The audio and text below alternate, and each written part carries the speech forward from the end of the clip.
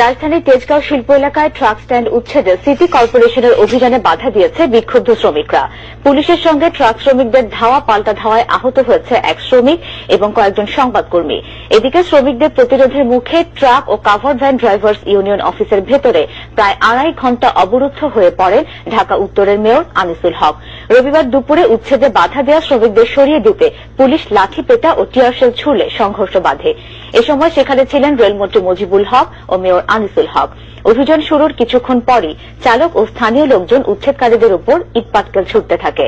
এক ট্রাক চালক আহতের বিষয়টি নিয়ে কথা বলতে বাংলাদেশ ট্রাক ও কাভার্ড ভ্যান ড্রাইভার্স ইউনিয়নের কার্যালয়ে গেলে মেয়র আনিসুল হককে অবরুদ্ধ করে ফেলে শ্রমিকরা। 2.5 ঘণ্টা পরে পুলিশ বাহিনীর সহযোগিতায় তিনি সেখান থেকে বের হতে সক্ষম হন। শেষ খবর পাওয়া পর্যন্ত শ্রমিকরা সেখানে বিক্ষোভ চালিয়ে যাচ্ছে। শ্রমিকরা 7 রাস্তা থেকে তেজগাঁও রাস্তা বন্ধ করে দিয়েছে।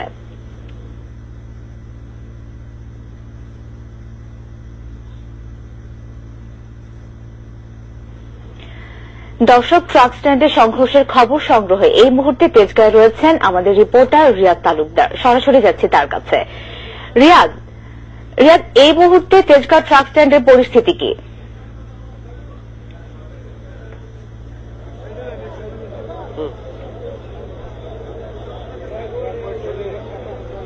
বেলা 5টার সংবাদ।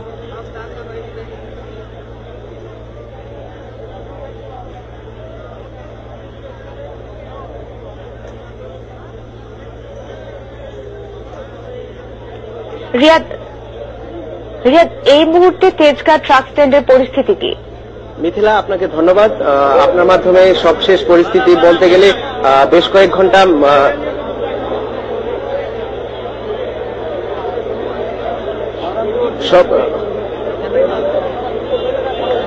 কিছুক্ষণ আগে মেয়র আনিসুল হক বেশ কয়েক ঘন্টা যাবৎ বাংলাদেশ ট্রাক ওনার্স অ্যাসোসিয়েশনের কক্ষে অবস্থান করে অবরুদ্ধের মতো ছিল।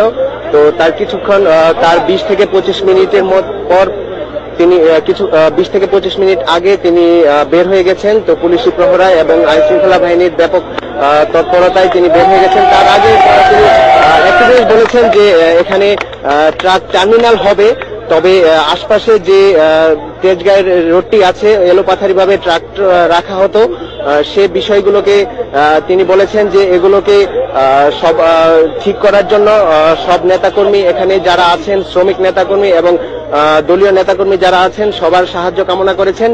আর কিছুক্ষণ আগে এখানকার তেজগাঁ জোনের উপকমিশনার বিপ্লব সরকার যে জিনিসটি জানিয়েছেন যে একটি গুজবকে কেন্দ্র করে এই ঘটনাটি ঘটেছে, যে একটি গুলিতে এক শ্রমিক আহত হওয়াতেই বেশ কয়েকজন শ্রমিক তারা উত্তেজিত হয়ে পড়ে এবং পুলিশের সাথে ধাওয়া পাল্টা ধাওয়ার ঘটনা ঘটে। আর সেই এক পর্যায়ে পুলিশ গুলি করে এবং সেখানে 2-1 শ্রমিক আহত হয়। তারা ঢাকা মেডিকেলে চিকিৎসাধীন রয়েছেন। তবে ঢাকা মেডিকেলের ওখানে যোগাযোগ করে যতটুকু জানতে পেরেছি তাদের অবস্থা আশঙ্কা মুক্ত। তারা এখন পুরোদমেই আশঙ্কাজনক অবস্থায় নেই, তারা অনেক কিছুটা আহত হয়েছে। তো এখানে সবশেষ পরিস্থিতি বলতে গেলে আর এখানে নেতাকর্মীরা এবং শ্রমিক এবং পরিবহনের আপনার মাধ্যমে যদি একটু আশপাশে এলাকাটা দেখাতে চাই, যে জিনিসটি দেখা যাচ্ছে যে এখানে কিন্তু নেতাকর্মীরা এবং শ্রমিকরা আশপাশে অবস্থান করছেন এবং তারা কিন্তু বিভিন্ন স্লোগানও দিচ্ছেন। তো সবশেষ বলা চলে যে পুলিশ যে জিনিসটি জানিয়েছে যে এখন পর্যন্ত আর কোনো অপ্রীতিকর ঘটনা ঘটার কোনো সুযোগ নেই। ব্যাপক নিরাপত্তা ব্যবস্থা নেওয়া হয়েছে। পুলিশ এবং